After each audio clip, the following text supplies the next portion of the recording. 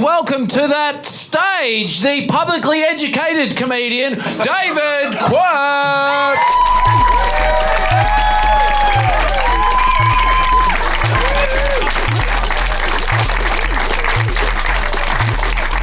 Thank you for coming along. I appreciate it. Hello, all. How are you, sir?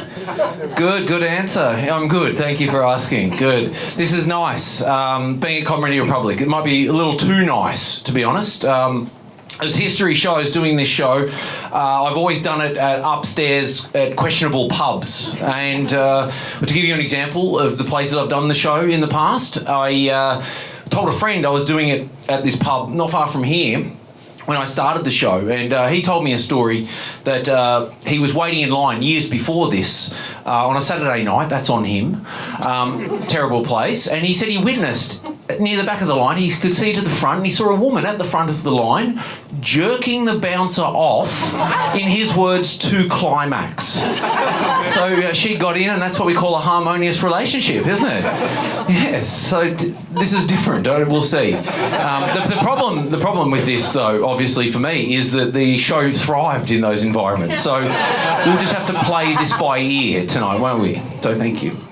No, good, folks. I've been painting other people's houses lately for money. The career's going well. Thank you. Yeah. And don't lose heart at that, folks, please. Not this early in the show. I can't have that. I just thought I'd let you know, you know. But I think it's also worth knowing, you folks, that every stand-up comedian in this country does their own painting. They do. Their painting might be practicing law or air tasking, or they're a man with a van, sexist, or they're casting pod, or they get asked if they've paid enough attention, or they're winning or losing televisual spelling bees in adulthood, that sort of thing, you know? Unless you're Carl Barron or regularly work on the cruise ships, right, as a comedian, you're not only a stand-up comedian in this country, right? And for all I know, Carl Barron's probably painting fucking houses now. I don't know. And anyone that regularly works on the cruise ships would rather be dead. They just might not know it yet. Correct? You feel me? Yeah. But what I'd like from you tonight, folks, you're already doing it, I have to say. Just sit back and relax, or sit upright if posture's your thing. Be alert, but not alarmed. And have a drink if that is your thing, if that blows your hair back. And have faith, please. Have faith and a touch of mercy, if you don't mind. I need that because I'm doing things in this show that I've never done before or even wanted to do. I mean, I still don't want it, but I'm using projection in this show. Awful stuff. No comedian I respect uses projectors and screens, right? But you become what you hate in this world, don't you? Yes, you do. Yes, you do. Oh, it's good. It is a pleasure to be here. Let me start by saying that my mum died. Thank you. My mum died years back, and my dad died a few years ago. And to make matters worse, basically, because of those things, I inherited a little bit of land and a silver 2001 Toyota Corolla. Yeah, you people hear that, don't you? And you go, oh, lucky devil, well played. Quirk's really landed on his hind legs here, don't you? But me, folks, me being given something like land is a bit like those stories you might see on the news once in a while about a poor person who wins the lottery and then a year or so later their lives are fucked. Yeah, you know, it's actually not like that at all because my life is now neither fucked nor good. But you guys get it, don't you? Yeah, good. And good, just get it. Get it, folks. My partner, Gemma, she somehow caught wind of my dad's death and this little bit of land, right? And she goes, you should build a house, right? And, you know, she may as well have said you should build an empire or levitate or something. You know? But it makes some sense her suggesting such things, to be honest, because my partner is one of these people that doesn't paint other people's houses for money or do comedy shows upstairs where the bouncer was recently relieved publicly on the job, you know? Because I'm in no position at all to fantasise about houses. I'm not, folks. I once moved house in Melbourne from St Kilda to Fitzroy on the 96 tram. That's right, yes. Yes, I had just the right amount of earthly possessions to perfectly fill the two opposing seats and the third adjacent, stacked high, with me sitting on the fourth. You know, these things make sense to me. Why ask a friend with a van or a ute for help if all your shit fits on the 96, you know? And the thing about moving house on a tram, and what everybody knows, is that if you're lucky enough to get on one of the start of the tram routes, you know, there's less people, you know, more room. What's easy to forget is that most tram lines, don't they? They run through the central business district, and that's where the humanity is, right? And that's when you realise what kind of tragic arsehole you actually are, when none of these so-called commuters can take these seats of yours, just looking at you, scowling. You know, and I won't bother boring you by trying to describe the amounts of stress, sweat and shame it takes to get off and on the tram, deliberately leaving something in the doorway so the doors won't concertina close like they used to, like you might do if you're moving stuff into an apartment using an elevator while the tram driver just is cutting loose at you verbally and on that donger thing they used to have. That's what it's called, the donger. Dong dong dong dong dong dong dong dong dong dong dong dong dong dong dong dong dong dong. I'm like, what, man? Are you trying to dong that I should move house with something other than a tram? Loser. I once lived for several years in a garage with a roller door, but it was carpeted, so that sealed the deal. You know, I will not stoop and live in your goddamn garage, but pop down some carpet and then we can talk, yeah? Sad. Now, despite all those things, I somehow managed to let my partner's words seep deep into my pores, right? And I started having these visions of not just a house, not just any house, but a cool A-frame house, yeah, on this bit of land someday, somehow. So, of course, I went looking for an architect, because I've noticed that that's what people do. I've seen the behaviour of regular people, I've noticed it, and they talk to architects, don't they? You know, why not? There was a global pandemic at the time and, you know, I didn't have a lot on and dreams are free, motherfucker, and I can't draw, so I thought, talk to the pros, yeah? So I told my friend Andrew about this made-up house and needing an architect, and I told him because he is one of these gorgeous yet partially rugged, overly friendly, ultra charming, high-end architectural builders that they have now. You know how they have them in the world now, folks? The hot high-end ones? It's amazing. It's crazy. They win awards now, these people, and like they have social media accounts. It's not like the old days at all. Like the old days of builders where the only thing they might win would be a meat tray, and the only things they had were short lifespans, you know? It's true, but I went up to Andrew and I said, hey man, I'm thinking about designing an A-frame house. Do you know any architects? Like, what do you think of that? Right? And he told me a couple of things. He said that A-frames are bad regarding use of space, yeah? But they're fun, he said, and I quote, because the walls are the roof. Which is information that might blow a child's mind. And also mine. Yeah? But then he said, but you can't afford an architect, Quirk, which was harsh but fair. And so he said, you should talk to Beau the draftsman. That's what he said, okay? Now, people, he did say the word draftsman, okay? Draftsman, not draftsperson. But it was a different time and we didn't know, you know? But I'll be true to the conversation we had then and use the language that we used at the time. And so I said, a draftsman? And he said, yeah. And I asked him what the difference between a draftsman and an architect was. And he told me that one went to TAFE, the other is a wanker. But then he said, but Beau is excellent. He's a mad genius, he said. He went on to tell me that he's a chain-smoking alcoholic, and he is a genius, and he cares, and he loves music just like you, Quirk. He even knows who you are, and he'll do it cheap. And I was sold. I was like, I love it. I love it all. So I took Beau's number, but I didn't use it, right? Of course I didn't, because I figured if the walls are the roof and I can actually draw a triangle, save cash and play on. Right? Of course.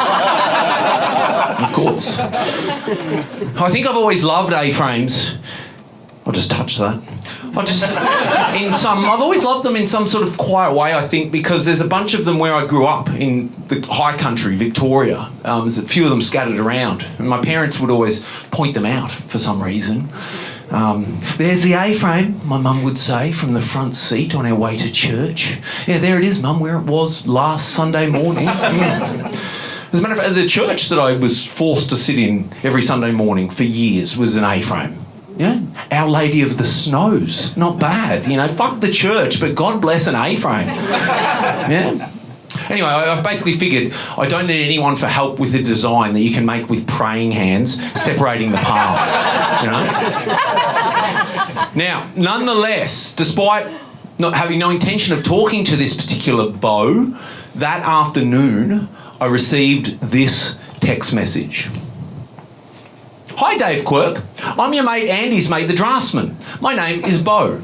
I'm nice and fucking excellent at my job, but I'm super busy up the arse at the moment for another couple of weeks. Andy gave me a brief of what you'd be looking to do, so to save everyone time, just email whatever you've got. Don't stress. If you're a mate of Rich Andy's, I'll do it as cheap as I can too. Now, I found out that if he liked you, he'd give you a nickname, and that my friend was Rich Andy to him. But we've learned, as I did at the time, you've learned quite a bit about Beau there, haven't you? That he's nice. He's nice and he's fucking excellent at his job. And he's not only busy, but he's super busy and up the arse, which is a new level of busyness, isn't it? If it gets up there, it's go time. Up the jacksy, yeah. And he seems to have been told in no small terms by a mutual friend that I am poor, which is helpful. It's very helpful.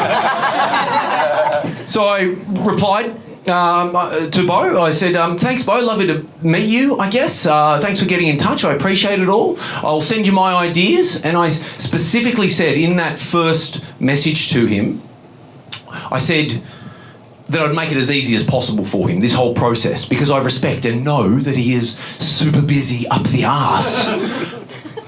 Yeah, no time for love, Dr. Jones, at the moment in our industry. It's fucking insane. Little Indiana Jones Temple of Doom reference there for anyone playing at home. It's like cunt season came a month early this year, but nothing surprises me anymore this year. Andy explained your budget is most likely somewhere between fuck all and not huge. But that's cool, we'll pull something off. Don't even fucking say the words tiny house to me though. Just don't. Right?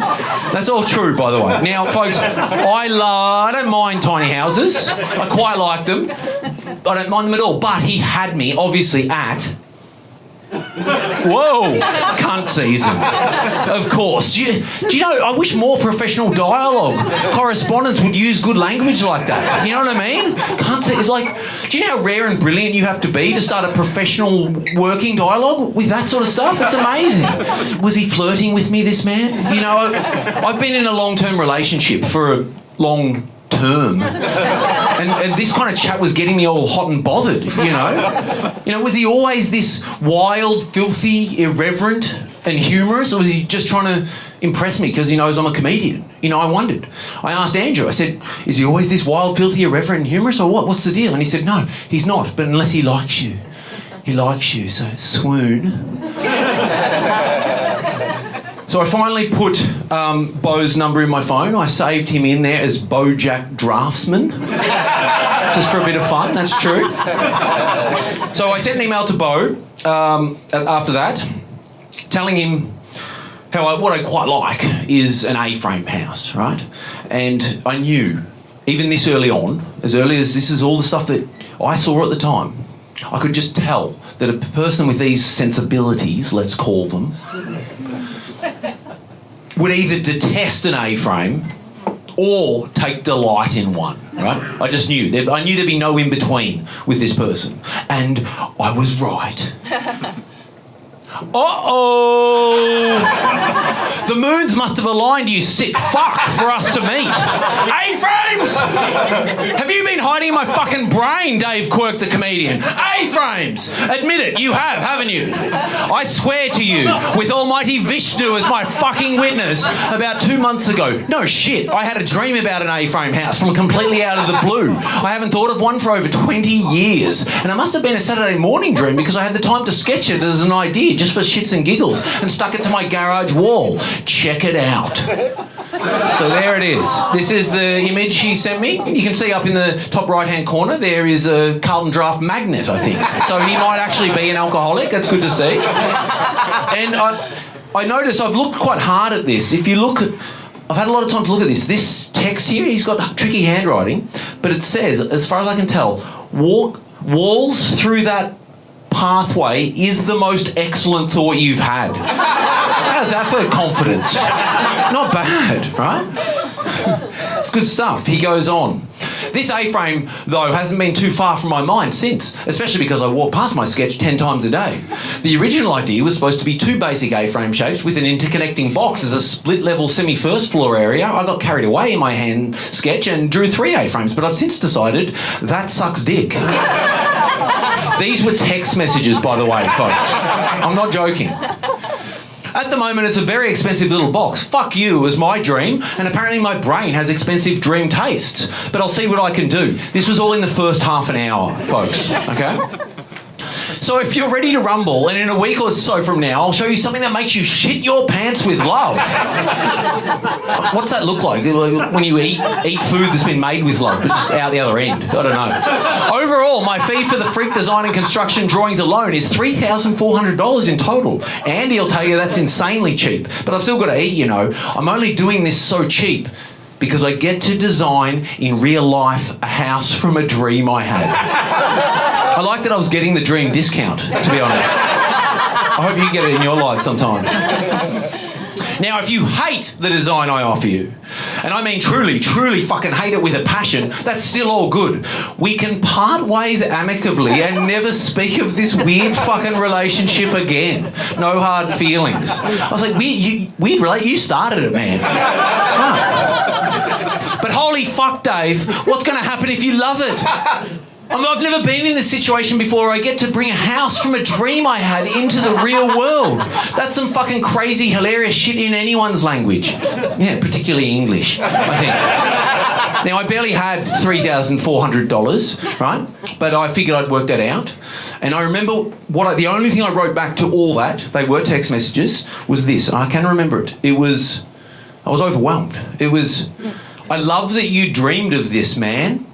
It's how I often work on things, comma, trusting dreams, full stop, then in brackets, not a hippie, well, maybe. That's all I wrote. That's it. I was overwhelmed. I didn't even mention cunt season.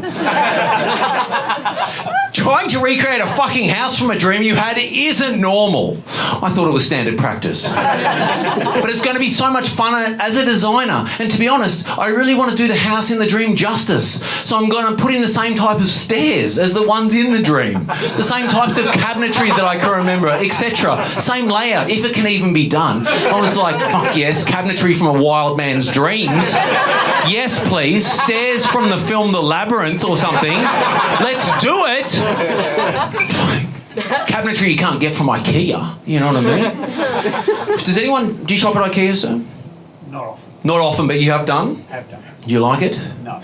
No, that's it. I had to get a new mattress recently from IKEA. I'm doing all right. But it was wild. I went in there to look for my mattress and they had 15% off the mattresses at the time. Not bad, right? What impressed me more than the discount was the warranty they offer on IKEA mattresses. Does anyone have any idea what an IKEA mattress warranty is in terms of time? Anyone want to yell anything out? 3 months. 3 months, thank you. Anyone else? A lifetime. A lifetime? You're getting close, sir. That's outrageous, but yes. 25 years, folks. Isn't that insane? Isn't that wild? It may as well be 50 or 100 as far as I'm concerned. It's crazy. Because, I like it though. Of course I do. You know what that means for me? It's so good. In the year 2050, just shy of my 69th birthday, if I'm not entirely satisfied with the purchased products, if the springs have gone, which they certainly will have, yeah. Oh, yeah. I can just pop that mattress on my back like Obelix from the Asterix comics and just boogie on down to IKEA in Richmond and just slap that mattress down on the counter and demand a full cash refund, which I'll definitely do in a world that will be absolutely cashless, yeah. And they will put what will be a small small selection of 50s in my old palm, and I'll just take those home and spread them about where I used to lay my weary body, and then just peace out. That'll be the end of it. Or if I'm alive, which is highly unlikely, I'll obviously just swap it out in store for a new mattress, yeah? Of course. So I've set a reminder in my phone for the year 2075, and I'll keep the receipt in like a glass case. It's brilliant. It's crazy. It's insane. Most people are upset with a warranty that's too short an amount of time. 3 months. Oh, it's just after 3 months and it's broken. I can't return it. I hate any warranty that makes you reflect on your mortality, I'm 44 years old right now. I hope I've got an IKEA mattress warranty left in me, I do. My dad was 3.2 IKEA mattress warranties when he died. What an innings! Madness. But months and months of that kind of sexy chat between Beau and I went on, right? But Beau lives in the town of Macedon in country Victoria, so we'd never met. It was a long-distance relationship, I guess. And I remember at one point, two things happened. One was I dislocated my shoulder very badly riding my skateboard at the age of 40, like a total king. That's true. And the other was Beau was taking forever, it felt, to show me any kind of design, right? But I wasn't minding. I was in no position to mind. And he had this to say on the matter. Yours is taking a bit longer. Not because I don't love you, but because I've got a big money client that is on top of my list constantly lately, so the rest of you have to suffer. The easiest way to explain it is that for the month or so, I might work on jobs like yours or others and get paid maybe 4K. I make that in 72 hours with these guys. So when they say jump, I don't even ask how high. I just jump while trying to suck their dick at the same time and then thank them for the opportunity to suck their dicks and jump. Isn't that fucking wild? It's so good. Shit about your shoulder, but it's your own fault for being a physically active person. That's why I'll live forever while you physically active people and team sports players drop like flies around me. And then, this. You a Twin Peaks fan? Lol. In another time, another culture, he may have been a seer, a shaman priest. In our world, he's a draftsman and lives among the shadows. Agent Dale Cooper. All that there is like high risk, low reward, isn't it? But lucky for Beau, I do love Twin Peaks, as everyone should, right? And he's right, I am a physically active person, and I got absolutely punished. Fair enough. He's a genius. He's very smart. But I think, above all, what stands out is the idea of jumping as high as someone tells you to jump while you're filleting them. Yeah? Because that's an interesting idea. If you are filleting someone, jumping as high as possible only makes the task harder, I've found, The only way I can imagine that working at all, and I've had a lot of time to think about this, would be if like one or several of Beau's fancier clients were like high up on like a painter's scaffold, you know what I mean? All erect, and he would be just jump up and would be little more than a peck on the tip of their rich dicks, really, like.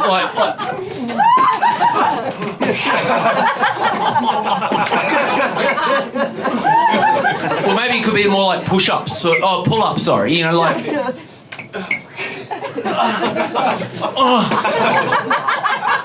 Like they could stand side on and just...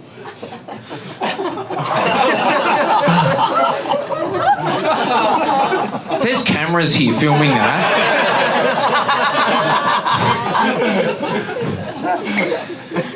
So I wonder about that. Even after all that, folks, after all that stuff, or maybe even especially because of, I was still very much, design my A-frame, you unhinged fuck. Design it! Very much was. And there was one day I remember where he was meant to call me to discuss all things A-frame, but he never did. got stuck on calls and bullshit. Not bullshit, the same sort of bullshit as I'm doing for you for exactly the same fucking reason. I didn't even see the fucking hours tick by, Mr. Quirk. It's just that insane. Having said that, the only thing getting me through is listening to Photograph by Def Leppard on repeat. Not even ironically, I just love that song so much and it keeps me in a working mood, right? Now, again, that was made for me, that message, because I read that and I was like, perfect. I also love Photograph by Def Leppard. I'm a big fan. And I told him so. I told him that I've even got it in my mobile CD player, which is my inherited 2001 Toyota Corolla, kept in the console, and I crank it all the time, right? Whenever I'm driving. And we started sharing music back and forth quite frequently after this. You know, we kept flirting. We were in love. I remember one day around that time, I had to drive up to my hometown. I can't remember, in the Corolla. I'm not sure why. Presumably to watch the grass grow on this vacant lot of mine. But that drive is about 4 hours long. And I was sort of working on this show at the time. And I was driving in silence for about the first 45 minutes. Then I remembered that I had the CD. I was like, fuck, I'm going to bow it. So I thought I probably should wait till I, fuel up to reach into the console and bring out the CD, right? But then I remembered that I'm young, hot and reckless. So doing 110, I reached in and opened the CD with hand and mouth and cranked it with my Steely Blues on the road ahead. And that song, right, I blasted it. But I learned over and over again. I did learn quite quickly, as Clint Eastwood's Dirty Harry once said, a man's got to know his limitations. That my limit is 3. That's about all I could do. But if you don't know that song, Photograph by Def Leppard, it's great. I love it. It's about the singer apparently looking at a photograph of Marilyn Monroe, right? And that's all he has, a photograph. That he wants more. And he's thinking about Marilyn Monroe. And I know that, but I was fucking cranking 110, just singing, you got some kind of hold on me, you're all wrapped up in mystery, so wild and free, so far from me, you're all I want, my fantasy. And then the cowbell. And I was just thinking about, Beau. Which felt wrong. One morning, out of the blue, I received this. That photograph. Okay? Now, I didn't know what it meant. It came through at 10 in the morning, okay, on a weekday.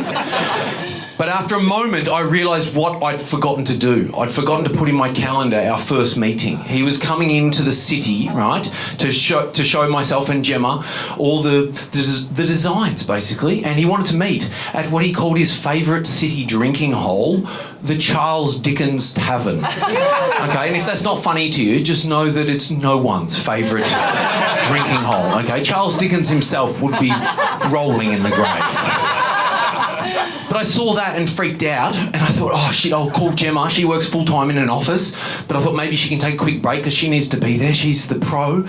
So I called her and I said, oh Gemma, I'm so sorry to bother you, but I've totally forgotten about this meeting we were supposed to have with Beau and the designs. Is there any chance you could take like a 20-minute break and just come down and join us for a minute? She said, yes, you're annoying, but yes, I can do that. Where are we meeting? I said, the Charles Dickens Tavern. And she said, we're not fucking meeting at the Charles Dickens Tavern. And I said, yep, no worries. So I hung up, and that's when I realised I was caught between two ways of pleasing my two lovers, right?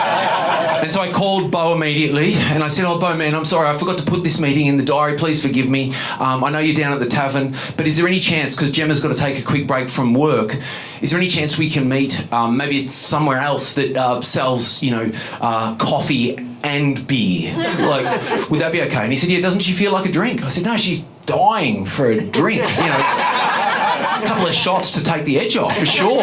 But maybe just this morning, I think she'd probably just prefer a coffee. Is that okay? And he said, yeah, no worries. Let me know where, and I'll meet you there soon. I'll finish this up.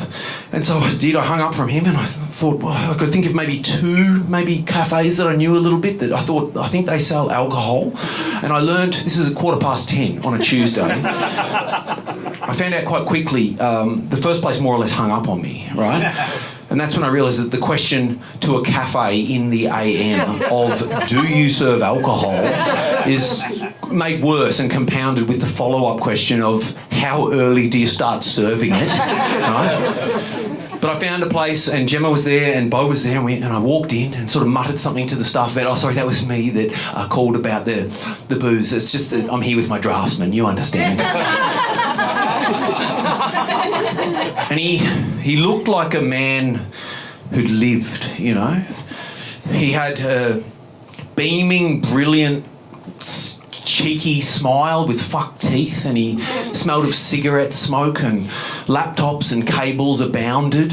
And it was quite exciting. It was a very exciting meeting to see all these things. But my main memory of the day, of that morning, was actually when a waitress came to take our orders. My partner said, I'll have a coffee of some kind. I said something similar.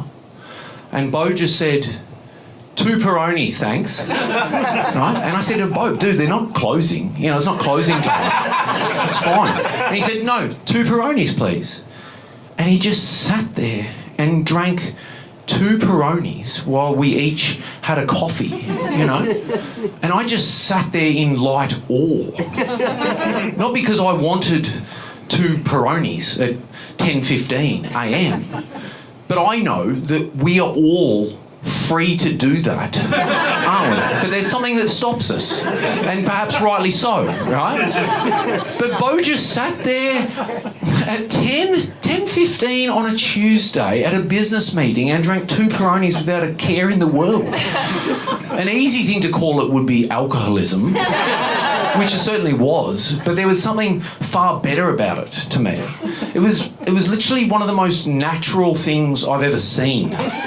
It was beautiful almost, like birds flying in formation. And he did it all with this sort of simple, peaceful and brilliantly unapologetic act, you know, which I'd recommend to anyone having a client meeting. I remember just sitting there watching him, just thinking, you can do that? Who is he? You know? It was amazing. And then he caught the train back, eventually, back to Macedon to live in the shadows as the seer/shamanic priest that he is. And I walked back to my rental to live in the blinding light that bathes the comedian painter. Of course. After he left, he said this. Talk soon, boss. And as rare as it is, thank Gemma for me too for coming along. I don't hate partners. I hate clients in general, you included. A unified voice is easy for me to comprehend when dealing with couples, and she's fucking great. Women always asks the better questions, and she's like a laser. Beau. How's that? I don't like being a client, but I didn't mind being hated by Beau. I didn't mind it at all. It's quite sweet. Are there any painters in? No, of course not. Why would there be? They work in branding. And good jobs. It's funny, me calling myself a painter, I've found, in light of painters. You know what I mean? Your Georgia O'Keeffes, your Turners, your Monets and Matisses, your Vermeers, your Frida Kahlos. You know what I mean? I actually Googled the words world's most famous painters, just to remind myself of who's been who in that world. And in that long list, there is not a single house painter, which seems unfair, you know. I'm a painter, you know. I am an unlicensed, unskilled tradesperson, and my canvas is the weatherboard. The first house I painted, one of the earliest houses I painted was early last year, and it was for a very close friend. And he said to me, my friend, that he'd rather pay an artist than a skilled labourer, okay? Which is, admirable of him and good for me and crazy, right? And work at his house began in the school holidays, okay? This family have a couple of young boys, and that's the dream, I have to say. The entire house being present, getting up at 9 a.m. when you've arrived and started work at 7, walking around in their underpants. That is the absolute dream there. And it was a fine job, and I painted the fuck out of their joint, right? Where it became unusual, perhaps, was in the first few days of these school holidays. In the morning, my friend came up to me and he goes, "Oh, Quirk, I'm sorry, I totally forgot. She, my wife, has to go to work for the day, and so do I. How would you be just minding the boys for the day?" And I was like, "Well, you whatever." Yeah, it's like it made as much sense as anything else in my life. So I said, of course. So I did it. Of course I did. I put them in the living room, these two boys. One's 7, the other's 10. Popped them in the living room, on the couch, Netflix. Double header of Oppenheimer and Saltburn. And they seem to really respond to that, right? That was good stuff. I was still painting this house when they went back to school, these boys, right? And I thought, that's good, I can finally paint in peace. That's it with the childminding, great. But then on the first Monday of these boys going back to school, I got a call from him quite early. No, it was about 1:30 in the afternoon. And he said, "Oh, Quirk, I forgot to say, she, my wife, can't pick the boys up from school. Neither can I. Can you?" I was like, "Yes, of course. Of course I will. My life's ridiculous. I've worked hard to be a comedian and an actor for over 20 years, but it stands to reason that here I am painting your goddamn house. So of course I'll pick your fucking kids up from school." So I did. I went down there on my bike. I didn't have the Corolla for this job, my push bike. And I want to say it was a normal bike, folks, not one of those 3-metre long, impossibly heavy child ferrying bikes that breeders are forced to buy and ride with straight faces for their spawn to sit in front or behind on wooden planks as seats like small dunces. No, a real bike, folks. I was being paid, wasn't I? Of course I was. For what was getting blurry by now, but I was being paid, And I can't tell you, folks, the looks that a person like me, a paint-splattered, ragged, heavily vaping king, gets from parents at 3:30 pickup. It's really something to behold, okay? I wasn't trying at all, but I must have given off some air of, "I'm a friend of your mother, she's in the hospital, come with me." I must have. I don't have kids nor want them, but that just must emanate from me. And you know what was upsetting is that I could see, without words, these parents, these other parents, were not comfortable with these boys leaving with me, right? But none of them asked questions or tried to intervene. They are part of the problem, aren't they? Yes. It's crazy. I probably picked these boys up from school 5 or 6 times, right? One morning they asked me to take them to school. Crazy. But then I decided, there's a bridge too far, but it's also just the same thing in reverse, so let's do it. Pick them up, drop them off, whatever. Get the full experience, man, right? And because these boys quite like me, I noticed, as I painted, I wondered, what is going on here, right? And I decided that this couple was clearly grooming me for something, right? And painting walls and ceilings and cornices and skirting and sanding and caulking and washing your brushes and rollers in their kitchen sink can really take the mind to interesting places, right? Alone. And I decided that I was being groomed for when the day comes that I'm meant to step into their lives, when they either fake their own deaths and live happily in some faraway land without kids or stupid bikes, or they actually suicide, which would be too much, but I would understand. You know what I mean? I would understand, but as their friend, they just had to ask. They just had to say, David, would you like all this? To which I would say, no, thank you, it looks awful, and I'd have to repaint because these colours are terrible. But what was amazing is in the end of that job, when it finished, all that happened is I painted their house and looked after their kids a little bit. That was it. You know, they must not have had the wherewithal to have seen it through. Must have got cold feet, you know. So now this family has the exact same lives as they ever did, just with new paint, you know. But that's painting, I guess. That's painting. And that should actually be my business slogan, I think. It should be something like, I will freshen up your house, but it won't help.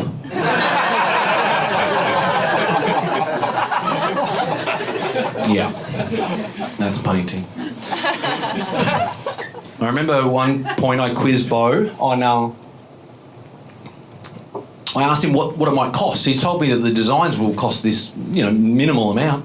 That's great, but does he have an idea what it might cost to build this thing he's designed?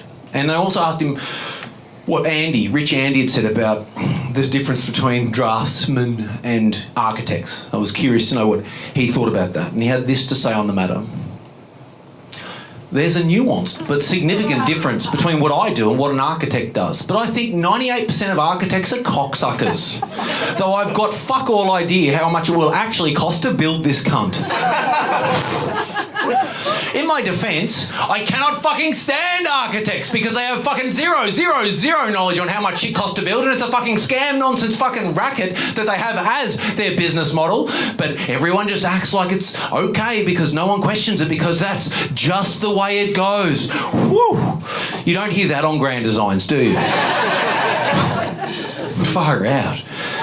You don't, no offence to any architects here this evening.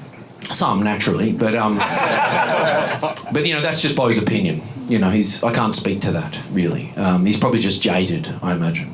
How I feel about architects is quite different to that, but it might still be skewed, maybe, in some ways. All I can say about architects is that I do know one very high-end architect, and all I can say about him is that I once saw him confidently taking a cold public shower naked at a music festival, and I hate him for it. That's it. You know, I'm all for body confidence, public nudity and cold showers. I love that stuff, I do. But there's something properly upsetting about an architect massaging shampoo into his long hair while his large soaking penis sways to psychedelic rock. Isn't there? And that view, sadly, is now my view of all architects. I'm sorry if you are one, but, you know, every architect to me now is a dripping wet, entitled and endowed nudist shyster with a massive lack of healthy shame. And despite me saying that I hate the guy, I just hated what I saw that day. I don't mind that architect at all. He's actually sort of a friend. He's a fan of me and my comedy, so I'm conditioned to like him. But I remember I finished my shower that morning at that festival before him, and I'd like to say, do you know what I was wearing for my shower? Little smugglers, little speedos, okay, which is a slightly revealing and maybe bold look, but it's practically a Muslim abaya or a boiler suit compared to the architect's birthday suit, isn't it? And I was drying myself, and I was pretending I hadn't seen him when I noticed he came my way, right? And he began toweling off. And architects don't dry themselves, they towel off. And in his defence, you know what he didn't do? It was good news. He didn't do that thing that some men do in change rooms when they're naked and damp, where they might put one leg up on a bench and towel off a single leg. He didn't do that, so good on him. But I know he didn't do that only because there were no benches. He was forced to towel off like a commoner, yeah? And I had my head down, and that's about when he must have seen me. So I was looking down, and I just heard Quirk, and I looked up and I said, hey, man. I mean, I said his name, obviously, but I can't have a defamation case on my hands, can I? So I said, hey, man. And he goes, Quirk, good to see you. How you been? How's your festival been? And at this point, he was giving absolute full frontal, right? Completely naked. And I said, he goes, how's your festival? It's really good. It was great. He goes, who have you liked so far? I said, oh, that band last night, the Japanese band, Minami Deutsch, they were really, really good, doing that sort of krautrock sort of stuff. And he goes, yeah, they were brilliant. What else have you been up to? And I said, and then I sort of had this moment of sort of pathetic opportunism or something, and it dawned on me that he is an architect, you know? Like, this is what you've always wanted. Not this exactly, but I thought it's a bit cheeky, but why not, run the A-frame idea past him, right? His defences are probably down. He's probably still on drugs. Like, just let him have it. So I said, oh, actually, do you know what I've been up to, man? I'm designing a house, would you believe? And he goes, oh, that's exciting. I said, yeah, no, it is. It is. I've already got some sort of the semblance of a design already. I mean, it's just an A-frame, really. But I guess it's just interesting seeing you now, all of you. I was wondering, if I were to show you the design or send you something, would you be able to maybe give feedback on it at any point? I'll obviously pay you. And he said, Quirk, we'd love to have a hand in David Quirk's designs. Send me anything. And it's up to you, but if you wanted, something a bit more stronger, we could even do a redo on it, or an entirely new concept within the brief you have.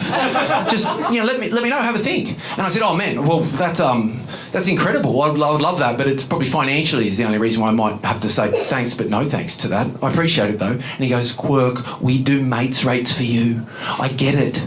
And I said, oh, well, man, I really appreciate that. That'd be amazing. I will. I'll send you something. Thank you. And he said, pleasure, Quirk, while dry and getting dressed. Stay funny and enjoy the fest. And he walked off, right? But not before saying, let me get back to the yurt and I'll send you a job with pricing I did for another friend and have a think. And then he peaced out, right? And walked off. Clothed, thank God, right? And because I'm not a nerd, I didn't check my emails till I got home from that festival, right? But a man of his word, there it was. See attached proposal for a friend's place. This is a fee for a friend with us keeping things tight. Typically, it ends up at around 120K. That's true, folks, okay? Now, I emailed back, what's the catch? Why so cheap?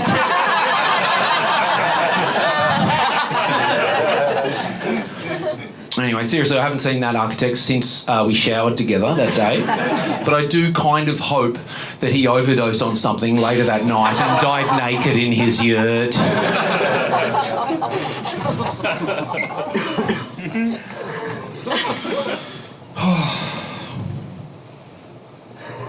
This came through one day. You in town tonight? I got a little bit of weed and 2 or 3 hours to kill while I wait for my missus to catch up with her friend. So I'm visiting my favourite skyscrapers. It's my idea of adventure. Isn't that great? Now, I remember when that came through. It was in the evening. I was home, but I didn't go. I didn't meet him. And I've checked my messages. I didn't even reply to that message. He's a lot, isn't he? He's a fair bit, right? And by this time, correspondence was very intermittent, Weeks and months could go by. And plus there was no windfall for me of any kind. And I literally, over these years, sort of regrettably thought about the A-frame less and less, due to it being more than ever anything I could ever really afford. But I didn't have the heart to tell him that. I even started having impure thoughts, about tiny houses behind his back. And then I got a job working for Rich Andy to paint one of his fancy house builds. Pretty great gig, pretty good. He was paying me $10 less per hour than my other friend, but I have to assume that's because there was no childminding to be done. And it was a great gig. And one morning I got to work very early, and Andrew said, oh, did you hear about Beau? And I said, no, I haven't actually heard from him for a while. What's he up to? And he said, he died. I said, what? And he said, yeah, man, he was sick. It was motor neurone disease. I'm sorry. And I think one of the reasons that my friend said sorry to me was nothing to do with the house or anything. It was because my friend Andrew knows me well enough to know that that's what took my mother, motor neurone disease. Beau and my mother had very little in common, but they did have that. Apparently he was diagnosed not long after I met him at that cafe that morning, you know. I knew he lived hard, but I had no idea he was ill. And the news of it that morning made me just want to leave work then and there and just head straight to the fucking Charles Dickens tavern or somewhere. But I figured an English hellhole like that wouldn't be open at that time, and they probably wouldn't serve Italian beers. Couldn't neck a Peroni. So what I did instead was just pick up a piece of sandpaper and got to work just wishing I'd got off my backside that night and went with him to crane my neck so hard for long enough that I'd need an osteopath at his favourite skyscrapers, you know. It's a wild world, isn't it, folks? It really is. A person that I barely knew, that I would still call a friend, charged me $3,400 is dead.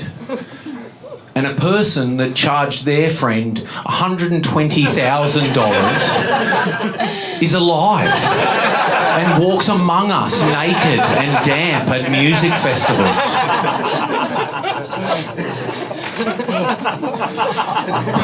Not only did I not go to his funeral, I mean, I didn't even know about it. Of course I didn't. Was he buried or cremated? I still don't know. Both those things seem far too typical for a person like Beau. I'd like to imagine that he had himself stuffed and embalmed in his living room, standing up, giving double thumbs up with a big grin, you know. I remember at my dad's funes, you can have that. At my dad's funes, I heard for the first time about a thing called the dash. I don't know if anyone knows what I'm talking about with the dash, but if you've ever been to a funes, you might have noticed that on the pamphlet, it's not a pamphlet, the brochure, what is it? Program. Thank you. On the brochure, they'll always have the same kinds of things on the front. They'll typically have a picture of the deceased person's face, won't they? That's common. That's the body part we've decided on. We've agreed on that. I think we could branch out a bit. I'd like to imagine when my time comes, I'll go for like the midriff or the hips, you know, like a Motley Crue album cover or something. But yeah, typically they'll have the person's face, and then below that, it will have their name, obviously, and then below that, they seem to always have two dates, don't they? The birth date and the death date. And betwixt those two dates is a dash, right? A dash. And it could be argued, I think, that most of the good stuff happened in the dash, right? That's safe to say, isn't it? You know, it's a life reduced to a bit of Morse code. You know, the dash is far better and more interesting than those two dates, by far. But, you know, it's like this is happening during our dashes. All of it happens during the dash, you know, but it's hard to fit that on the front of a brochure, I get it, you know. The bereaved pay per word, don't they?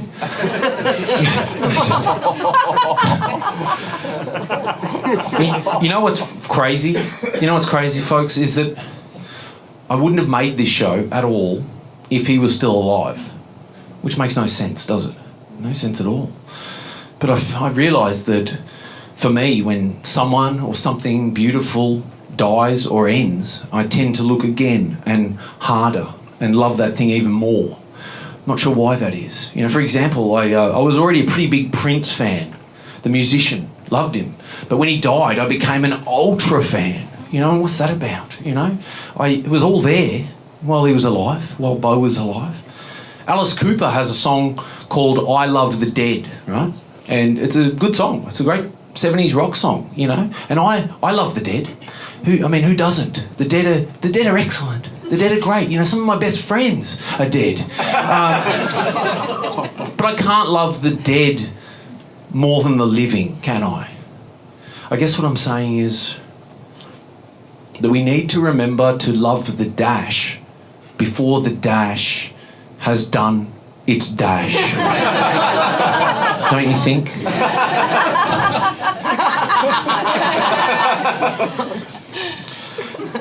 One of the last things he sent me was this image. There he is.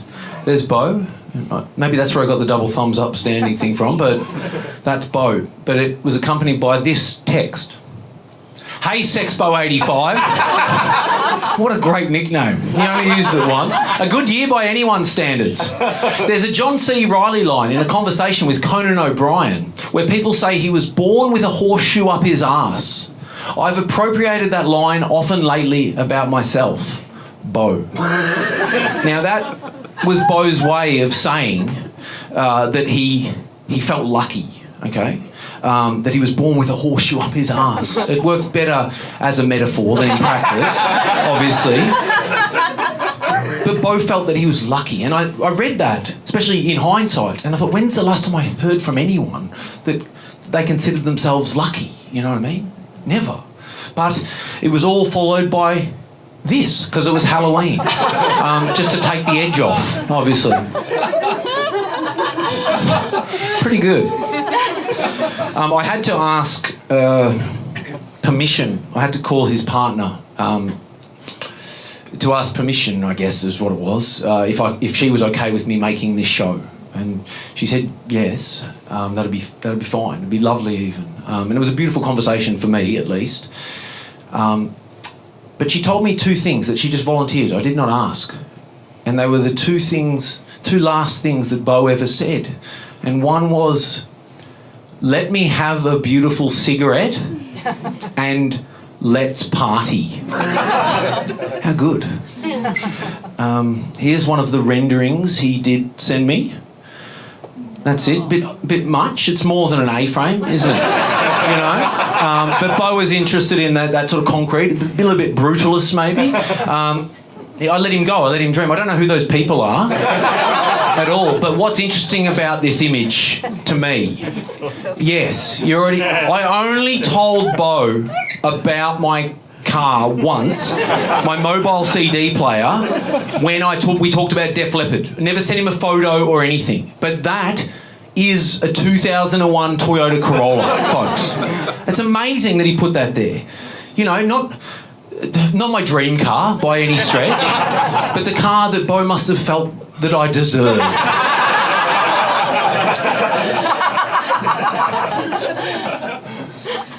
And that house remains thoroughly unbuilt. But I have built this, I guess, this thing. And I do own that car, though. Well, it's registered to my brother and I just drive it. But I definitely do own that Def Leppard CD in the console. I do. Anyway, folks, before we go, I thank you for coming. And I think it's important that you all try and remember, if you can, tonight, tomorrow, and onwards, that each of you was born with a little tiny horseshoe up your asses. Don't forget. Thank you. Let's party.